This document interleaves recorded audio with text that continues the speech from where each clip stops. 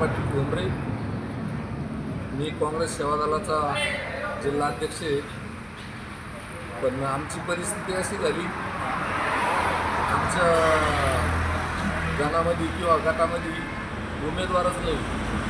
आता मतदान करायचं तर कोणाला करायचं? आमच्या मित्रपक्षाचे सुद्धा उमेदवार नाही. तर आमच्या पुढं मोठा प्रश्न आहे. आणि कल्याण नाना आणि आम्ही खूप जुने मित्र आहे. खूप म्हणजे आम्ही आधी आवतडे साहेबाच्या तालमीमध्ये दोघांना पण सोबत काम केलेलं आहे. आणि माझे मित्र असल्यामुळं ते मला आज भेटायला पण आलेले.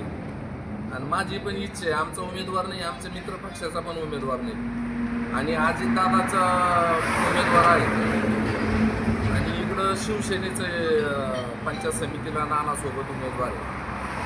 तर मग डायरेक्ट शिवसेना म्हणजे एकनाथरावजी शिंदेसाहेब आणि अजितदादा पवार हे सरकारमधलेच घटक आहे. मग डायरेक्ट BJPला मतदान केलेलं काय, घड्याळीला केलं काय, धनुष्यबाणाला केलं काय? तर माझं मत आहे, असं खाल्ल्यापर्यंत डायरेक्ट असं खायचं, डायरेक्ट कमळाला मतदान केलेलं काय होईल? शिवसेना काँग्रेस वंचित यांची युती केलेली आहे अंबादास दानवे साहेबांनी. मग आपल्याकडे उमेदवार का नाही दिला? आमच्याकडे उमेदवारच नाही. आपल्याकडे उमेदवारच दिला नाही, पुढे उमेदवार आहे आम्हाला. आता बाकी ठिकाणी आहे, वंचितला दिली असेल, पण मला तर ते पण माहीत नाही वंचितला दिली म्हणून. मला उमेदवार भेटले पण नाही असं.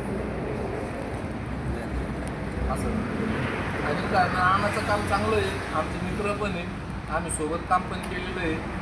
आणि आम्ही कधी काम सांगितलं किंवा गोरगरिबाचं काही काम असलं तर नाना नाही म्हणणार नाही.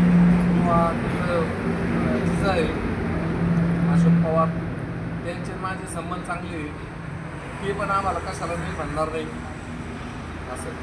तर आमची इच्छा आहे किंवा माझी वैयक्तिक इच्छा आहे, मी BJPला मतदान करणार.